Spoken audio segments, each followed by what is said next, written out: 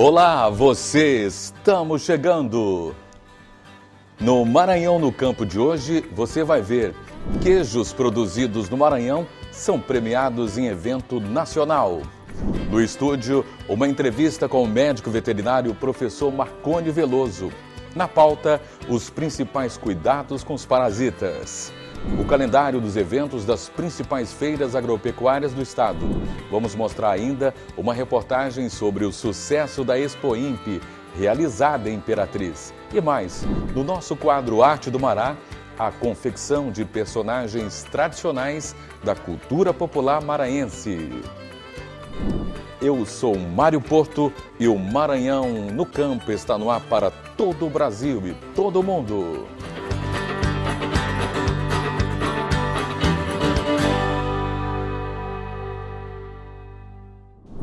E a gente começa o Maranhão no Campo anunciando que o Queijo Sertão ganhou destaque em um evento nacional ao conquistar o paladar dos jurados. Com a sua textura única, sabor marcante e tradição centenária, o queijo originário do Maranhão mostrou toda a sua qualidade na 7ª edição do Prêmio Queijo Brasil, o maior evento do setor em território nacional. A reportagem é de Joelson Braga.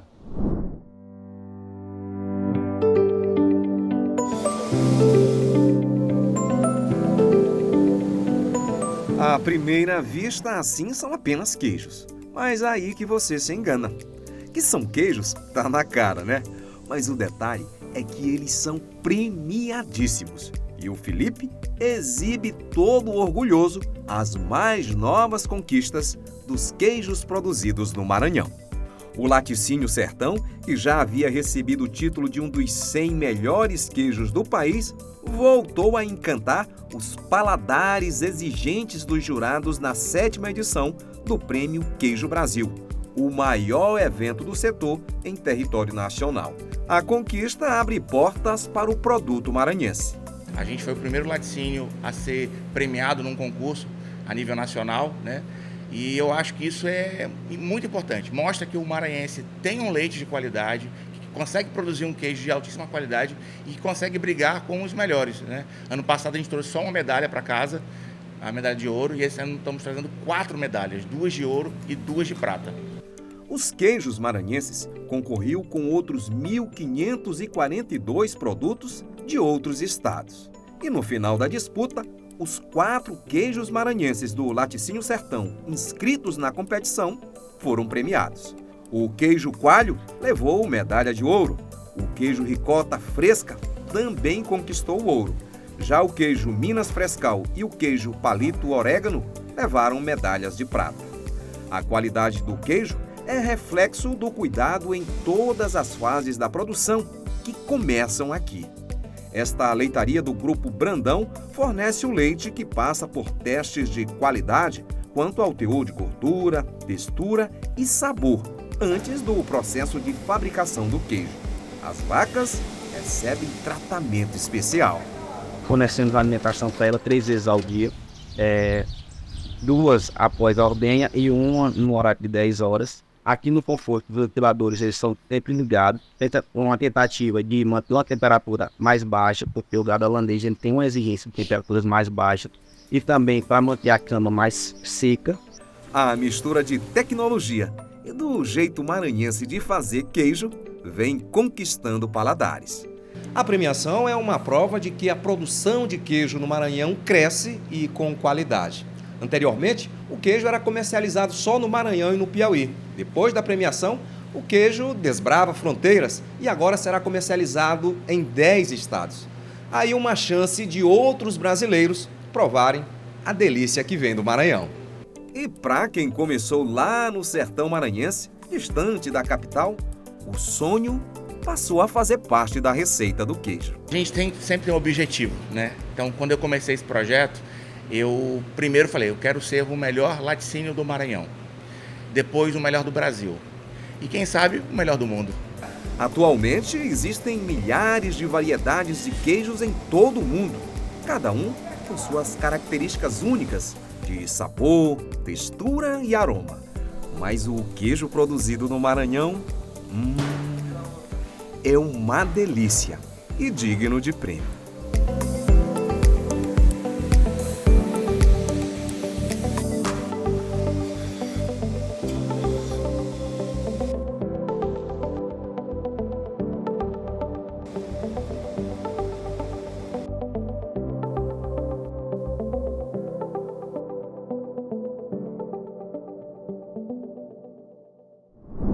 No quadro de entrevistas de hoje, eu tenho a honra de receber aqui no nosso estúdio da TV Assembleia o professor e médico veterinário muito querido em toda São Luís, na cidade de Viana, na Baixada, professor Marconi Veloso. Professor Marconi, que honra poder recebê-lo aqui. Pois é, Mário, é uma honra para nós, né, para todos nós. Eu costumo dizer nessa apresentação que eu sou médico veterinário de direito e sou professor realmente de fato, né? Na verdade, nós somos professores do Colégio Paralelo, sempre estamos dando aula, palestra para nossos alunos. Portanto, é uma honra muito grande, Mário, estar aqui com vocês, com esse grupo maravilhoso aqui, né? Que, para minha surpresa, a Márcia foi minha aluna no MENG, né? Eu estava colocando aí, que é um prazer imenso ver ela crescer, como se diz, entendeu? E a gente está aqui dando essa entrevista. É verdade. Que para a gente é um motivo de muita honra. Olha, a honra é toda nossa. E eu fiquei impressionado com o podcast que a gente gravou. Cada momento uma pessoa dizia, foi meu professor, foi meu professor. O Danilo Castro, filho da saudosa Helena Castro, me disse, foi meu professor no MEG. Então, marcou muito, né, a história. Né? E eu estou já com uma tirada minha aqui, que eu estou dizendo, gente, não sou velho não, essa turma é porque é nova mesmo aí, para poder descontrair, que a gente realmente tem uma história. Eu dei aula nas principais escolas de São Luís, o Marista, Batista, Santa Teresa, Dom Bosco, Zé Maria do Amaral, o Cursinho Ângulo, até que nós fundamos o Cursinho Paralelo, né? Então, foi uma trajetória, como se diz assim, desde o princípio, né? Desde quando nós passamos no vestibular para a veterinária, a gente começou a dar aula, que era uma espécie de bico, né? Que nós fazíamos para poder sobreviver àquelas adversidades. Portanto, a gente sempre diz que ser professor se incorporou como uma profissão verdadeira, né? Eu dizendo aqui no início, nós somos médico veterinário por formação e daí nós fomos dar aula na UEMA, né, como professor, concursado na época de parasitologia e doenças parasitárias. Nessa época o nosso reitor era o Varvik Quero, um grande pesquisador, um geneticista, por exemplo, que veio de Minas Gerais. E aí nós entramos nesse ramo de dar aula para a formação de profissionais da medicina veterinária também. O que me marcou muito também, né, porque era uma área que a gente já dominava, que é a parasitologia, doenças parasitárias, já que eu era professor de zoologia também, e isso facilitou muito aquele nosso caminhar como professor da universidade. Um mestre com carinho, é impressionante como professores marcam a nossa vida. Isso, e verdade. O Mário Sérgio Cortella, filósofo, diz que o conhecimento não foi feito para humilhar as pessoas, sim para encantá-las. Claro, né? Então claro. A pessoa ela vai se encantando, e o Reinaldo Gonçalves tem um pensamento que eu acho muito pertinente. Ele escreveu o seguinte, que ensinar é amar. E uma das mais fortes demonstrações de amor é o ato de formar no próximo a capacidade de vencer seus próprios desafios. Exatamente, Mário, porque assim, eu tenho praticamente 38 anos de profissão de professor. Vamos botar 40 anos aí, porque praticamente uns 5 anos a gente só entra para conversar com o aluno, dar palestra, orientação. Mas ser professor, eu gosto de dizer na essência, é transformar a aula num grande encontro de conhecimento. Né? É passar aquela verdade, é passar, por exemplo, sabedoria para os nossos alunos e transformar essas aulas em momento de descontração. Estudar não é algo pesado, que muitas das vezes o próprio professor, ele, sabe, tenta tornar aquela disciplina pesada. Ela tem que ser leve, ela tem que ser agradável. Eu digo sempre que o aluno, ele, por exemplo, ele se envolve muito com o professor quando ele dá aquela aula agradável para ele, descontraída. Você vai dar uma aula de biologia, você coloca exemplo do dia a dia e isso torna a aula um pouco agradável. Diga, nossos ex-alunos sempre falam isso, que a gente tem esse carinho de dar aula, essa vocação, como se diz. É preciso ter vocação, né? Para ser professor hoje em dia tem que ter vocação. Não que seja um sacerdócio você dar aula e não ser recompensado. Eu me lembro que quando eu fui professor da UEMA, a UEMA, ela praticamente pagava um salário insignificante, não compensava nem ir lá dar aula e voltar, porque você não dava nem para pagar o combustível, você ia de ônibus mesmo. Hoje a UEMA é uma referência, né, como universidade, como, por exemplo, questão salarial. O próprio professor do Estado ele não tinha o reconhecimento salarial que ele tem hoje, no caso. Então, eu muito envolvido com a questão de cursinho, dos colégios particulares aqui e tal, a gente acaba valorizando isso aqui em detrimento daquilo que poderia ser o caminho a seguir. Então, eu digo sempre que dar aula é você também ser reconhecido, você estar capacitado e você ser reconhecido como um profissional e ser reconhecido financeiramente para que ele possa ter dignidade da profissão. Né?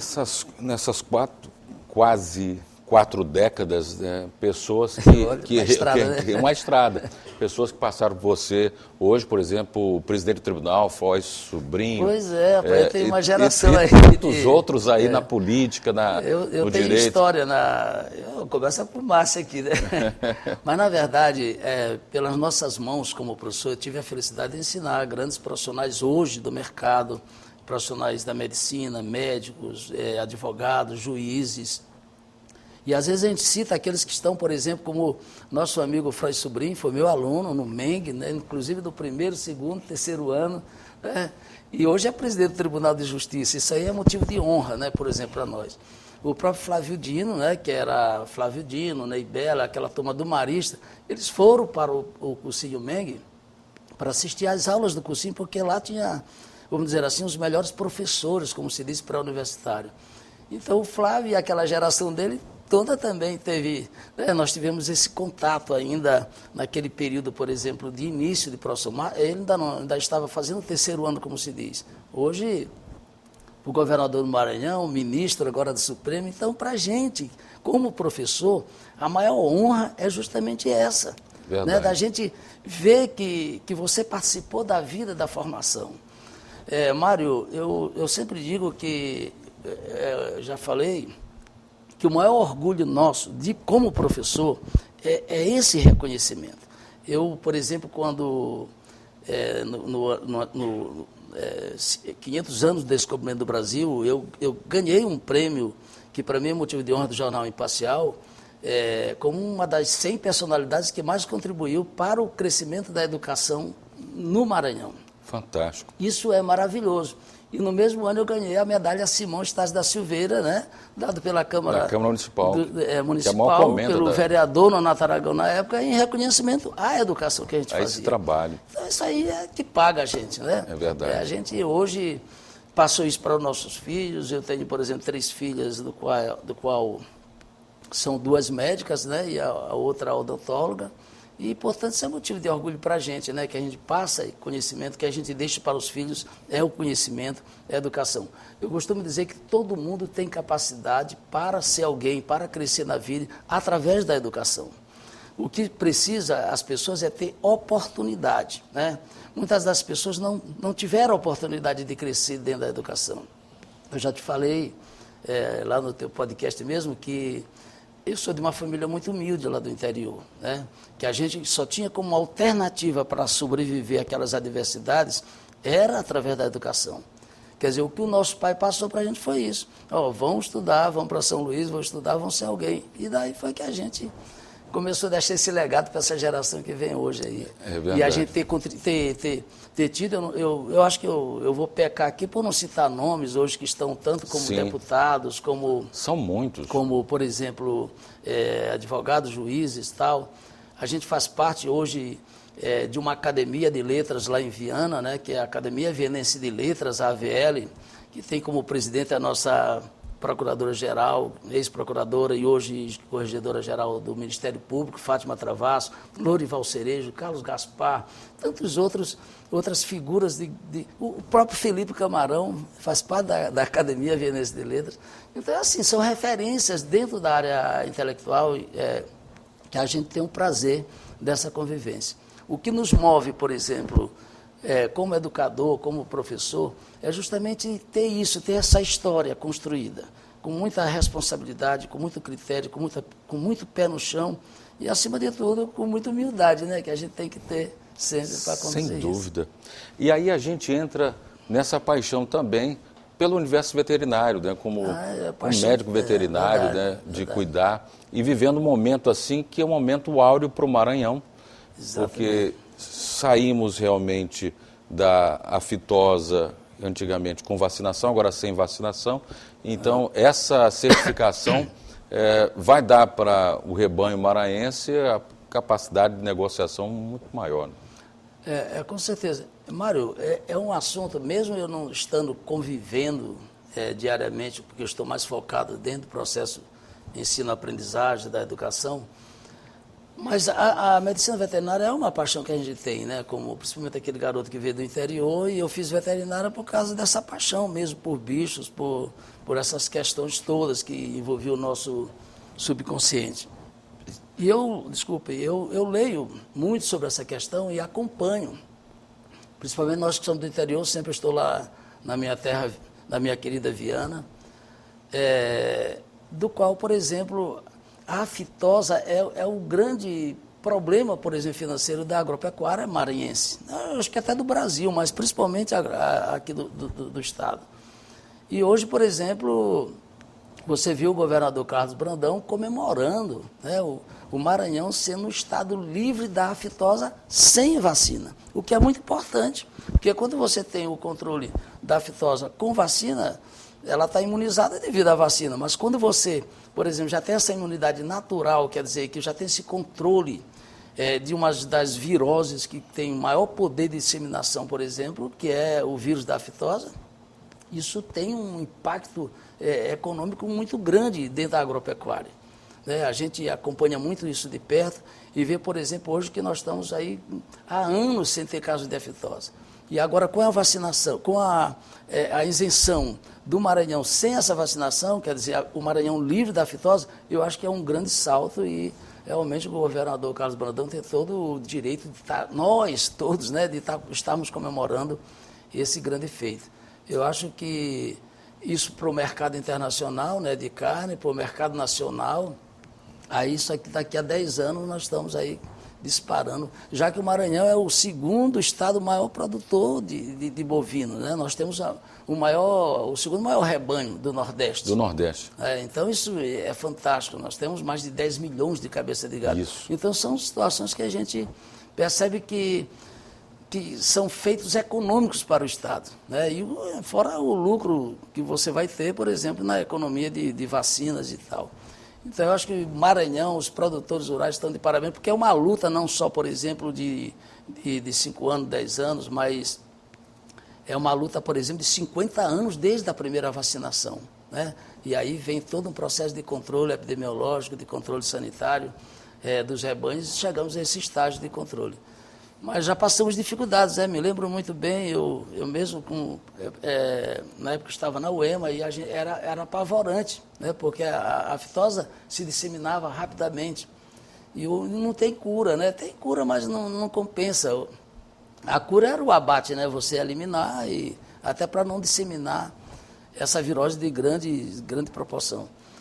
Então, eu acho que esse é um assunto muito importante, né? Sem dúvida. Tem que ser colocado mesmo para a comunidade, por exemplo, para os produtores, os criadores. E aí entra, por exemplo, o controle sanitário, a GERP, por exemplo, que tem um grande controle. E todos estão de parabéns, porque isso é um trabalho de conjunto. De várias mãos, né? De várias secretarias. São várias mãos. E a gente fica feliz de ver isso, já que a gente é um apaixonado por essa questão, né? De ver o setor. Porque a gente que vem da medicina veterinária, a gente trabalha muito com a questão do setor primário, o setor rural. É aquilo que você produz, aquilo que você tem. Eu moro numa região pobre, por exemplo, em termos de produção agropecuária, que está mudando esse conceito, porque a educação vai mudando isso, mas para outra região do sul, do centro do Maranhão, você já tem uma agropecuária mais pujante, mais intensa, né, como se diz. E eu digo sempre que é uma questão de educação também. Hoje nós temos o IFMA, por exemplo, em Viana, que já trabalha com essa questão da zootecnia, técnico em zootecnia, técnico, por exemplo, em agropecuária, onde as pessoas já vão tendo uma consciência, uma educação mais adequada, como se antigamente ninguém tinha Não existia nem medicina veterinária aqui. É verdade. O nosso governador, ele é da 4ª turma, eu sou da 8ª turma de medicina veterinária. O meu irmão Veloso é da 1ª turma de veterinária. Quer dizer, a gente fundou a escola de veterinária aqui no Maranhão. Então, isso é um passo que, se você olhar há 30, 40 anos atrás, não tinha nem livros de medicina veterinária. A gente aprendia anatomia veterinária através de anatomia humana, quer dizer, algumas similaridades, porque não tínhamos praticamente nada. Então foram passos muito importantes, né, que foi dado no Maranhão, e o Maranhão com certeza tem um grande potencial de se tornar referência na agropecuária, na produção rural, sem esquecer o que é mais importante, que é a agricultura familiar, que é aquela que gera um emprego direto lá no produtor. Perfeitamente. E a gente finaliza exatamente falando da sua paixão pela agricultura familiar. Né? Lá em Viana, na sua cidade natal, cidade onde você tem o seu amor, onde está o seu torrão, suas raízes, né? Então, como se observa a agricultura familiar na cidade de Viana e em toda a região ali da Baixada? Eu acompanho muito de perto, eu fui secretário de Educação e eu costumo dizer que tem 2 programas que foram do governo Lula e Dilma, que é o PENAI, que é o Programa Nacional de Alimentação Escolar, e o PAA, que é o Programa de Aquisição de Alimentos. Esses 2 programas nós introduzimos, por exemplo, na época lá em Viana, não, é um programa do governo federal, mas você tem que fazer a burocracia para poder funcionar. E a gente percebeu que todo aquele produtor rural, ele começou a trabalhar, porque ele começou a vender a farinha, os ovos de galinha, a galinha caipira, o suíno, ele começou a vender tudo aquilo para uma central de abastecimento a preço de mercado. Então ele começou a perceber que aquilo dava lucro. Então, ele não era mais explorado pelos atravessadores e vendia diretamente numa central, recebia um cartão e ficava depositado na conta do Banco do Brasil. Então, não tinha corrupção ali, não tinha nada. Quer dizer, ele conseguiu precificar e valorar o seu produto. E valorizar. E esse produto, ele era distribuído nas escolas, né, na merenda escolar de qualidade, um produto de qualidade, fresco, como se diz, orgânico, e principalmente nos restaurantes, inclusive no restaurante popular.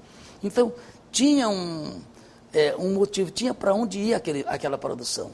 A agricultura familiar, eu sou apaixonado porque é a saída para aquela população pobre. Pronto. Nós percebemos que eles são estimulados a produzir. E se tiver os recursos, os subsídios para eles financiarem aquela produção de criação de caprino, ovino, mesmo, por exemplo, de galinha caipira, e produção, por exemplo, de machixe, que abre de setor hortifrutícola, eu acho que é a saída para tirar aquela população do estado de pobreza. A gente, logicamente, não é contra agronegócio, a gente é a favor do desenvolvimento, nós somos desenvolvimentistas nesse sentido. Perfeito. No entanto, a gente não pode perder a essência desse povo que luta, que precisa e que tem que ser incentivado a produzir cada vez mais. E ali é que eles vivem, ali é que está o lucro deles, né?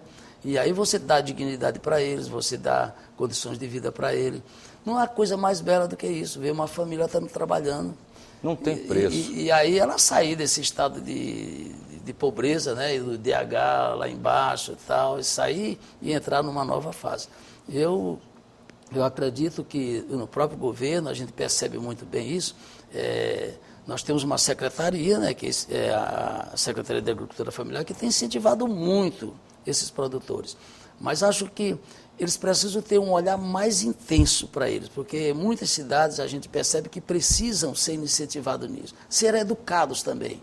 Porque a gente também não pode jogar aleatoriamente esses benefícios sem uma assistência técnica adequada, Perfeito. sem um controle técnico adequado, porque senão você vai jogar dinheiro fora, como se diz. Daí a gente precisa disso. Mas que esses produtores, aqui fica o meu apelo, inclusive, que a agricultura familiar possa estar cada vez mais fortalecida e, vamos dizer assim, a AGEP possa intensificar mais e mais o programa de fiscalização sanitária, que nós temos que, a gente não pode baixar a guarda, porque nós estamos livres da aftosa sem a vacinação, e de repente a gente voltar a isso, né? Seria um retrocesso. Não há mais espaço para retrocesso. Acho que nós temos que ficar livres definitivamente para entrar no mercado internacional e crescer como Estado, né? Produtor, exportador de carne bovina, suína, já que a aftosa ela dá em todos os animais, né? Bubalinos, bovino e caprinos, ovinos, né?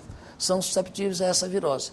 E aí entra a produção, né? Nós tivemos uma produção orgânica, de agricultura familiar.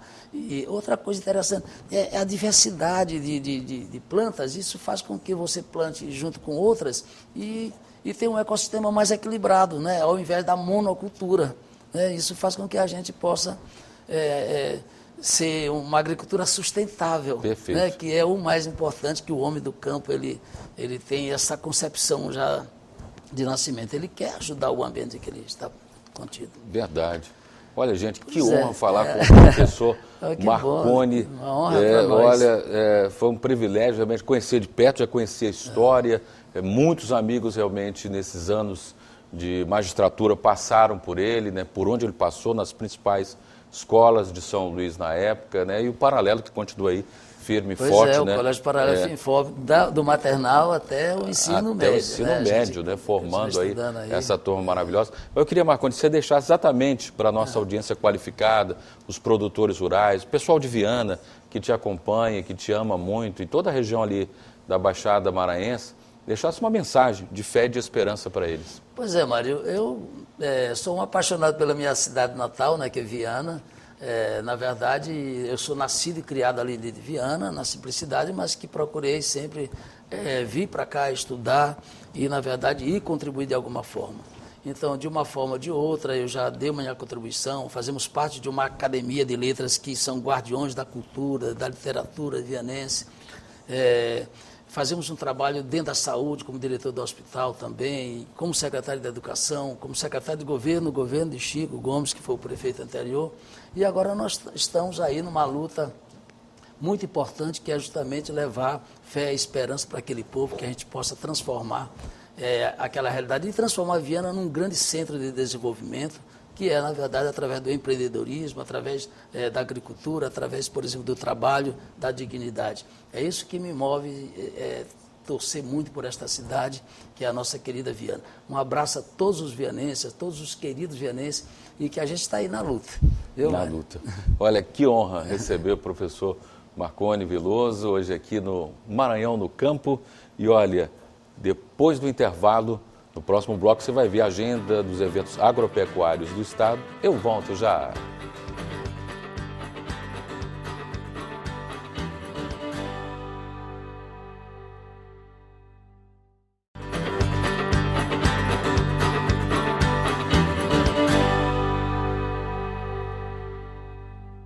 Estamos de volta com o Maranhão no Campo e agora vamos com a nossa agenda com o calendário dos eventos das principais feiras agropecuárias que acontecem no estado. É com você, Jaci Martins. Alô, minha vaqueirama, estamos começando mais uma edição da nossa Agenda Rural por aqui. A Expoema também já tem data marcada e será de 1º a 8 de setembro. O Circuito Maranhense de Vaquejada já tem data e a primeira etapa será no Parque Maratá, em Trisdela do Vale, de 3 a 7 de julho. A segunda etapa acontece de 10 a 14 de julho no Parque Expedito Galvão, em Garapé Grande. E a grande etapa final será no Parque Onildo Maior, em Colinas, de 31 de julho a 4 de agosto. Que inclusive no dia 13 de julho acontece o grande concurso da Rainha da Vaquejada de Colinas. E de 2 a 4 de agosto, durante a Vaquejada de Colinas também, acontece o grande festival de churrasco do Fogo Sertão, que é uma experiência inenarrável de sabor. Agora, meu amigo, é só selar o cavalo, botar o chapéu e não perder esses grandes eventos, hein? Semana que vem eu tô aqui de novo com mais agenda para vocês. A mais recente edição da Exposição Agropecuária de Imperatriz, a Expoimp, foi um sucesso. A feira, organizada pelo Sindicato Rural da segunda maior cidade do Maranhão, teve uma programação diversificada, com destaque para a agricultura familiar e a celebração de um importante momento na pecuária maranhense, a Zona Livre da Febre Aftosa. A mais recente edição da Exposição Agropecuária de Imperatriz foi um sucesso. A feira, organizada pelo Sindicato Rural de Imperatriz, teve uma programação diversificada com leilões, cursos, palestras, rodeios e shows. Um dos focos do evento foi o desenvolvimento da agricultura familiar. Atendendo a demanda do nosso governador Carlos Brandão, a AGERP está participando da 54ª Exposição Agropecuária de Imperatriz, onde estamos trazendo agricultores e agricultoras para expor seus produtos aqui no estande. Estamos trazendo diversos cursos ligados à agricultura familiar, assim como elaborando o CAF, é o Cadastro da Agricultura Familiar, que propiciará aos nossos agricultores irem até os bancos e ali se subsidiarem de recursos para aplicar nos seus produtos. Entre os cursos ministrados, destaque para o tema Cuidado no Cultivo da Banana. A banana é um dos produtos de importância para a balança comercial e por isso é importante que o Estado se preocupe com a manutenção dessa atividade econômica, que além de manter a atividade em dia, também gera emprego e renda. A Expoimp também serviu para celebrar um importante momento na pecuária maranhense, a de Zona Livre da febre aftosa. Esse é o momento de trazer tecnologia para o pequeno e médio produtor, através do nosso governo, Brandão, com as suas secretarias e o Ministério da Agricultura aqui presente. Nós estamos hoje celebrando também o Maranhão livre de aftosa sem vacinação. Isso é de grande importância para o nosso estado, vai alavancar a economia, trazer novos investimentos e acreditamos muito que o agronegócio tem muito a contribuir ainda para esse crescimento do nosso estado. Da Expoimp para o quadro Arte do Mará.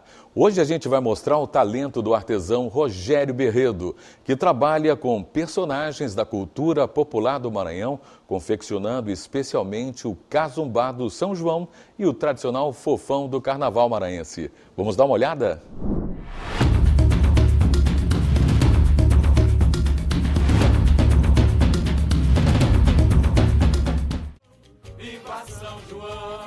Esculturas que mostram a riqueza cultural do Maranhão.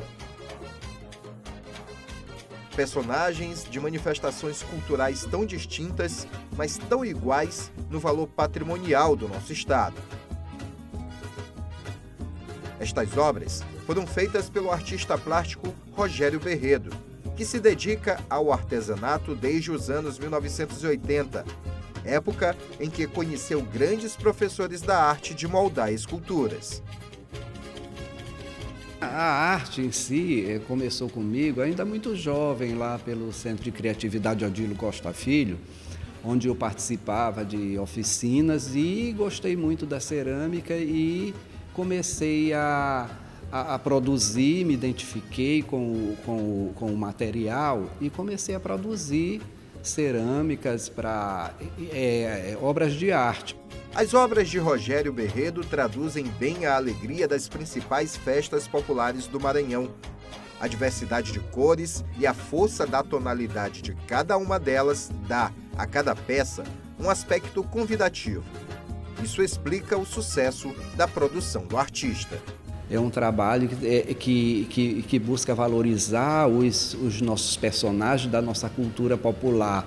No caso das manifestações folclóricas do São João, né, que é o Bumba Meu Boi, o Cazumba, e também no Carnaval, com o grande personagem que é o Fofão. Os cazumbais, ou cazumbas, estão entre as principais inspirações de Rogério Berredo. Os fofões compõem a maioria das obras. Ao longo dos anos, o Rogério foi aperfeiçoando as técnicas da sua produção. Lá no início da carreira, ele fazia em cerâmica. Caso dessa peça bem aqui, esse cazumba. Mas não se engane achando que, por ser maior, essa daqui é mais pesada.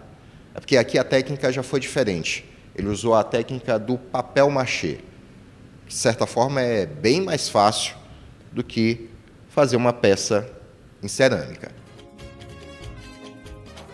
O uso da técnica de papel machê fez com que Rogério Berredo explorasse outras possibilidades. Ele tem produzido bijuterias como a que ele carrega no pescoço. Todo esse trabalho que é feito com as esculturas em papel machê e em cerâmica, eu percebi que eu podia fazer miniaturas e as pessoas podiam levar, era muito mais fácil para as pessoas levarem. Por isso eu comecei a fazer uns colares, né, com esse mesmo tema, com esse mesmo com esse mesmo padrão, né? E como colares e brincos, e as pessoas usam bastante e gostam e compram muito.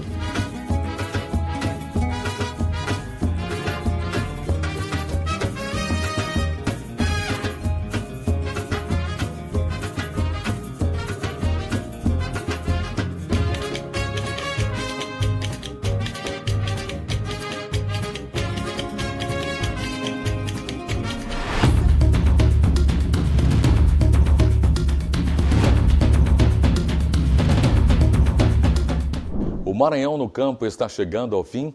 Lembrando que todo sábado às 8 horas da manhã nós temos um encontro marcado aqui na TV Assembleia, canal 9.2.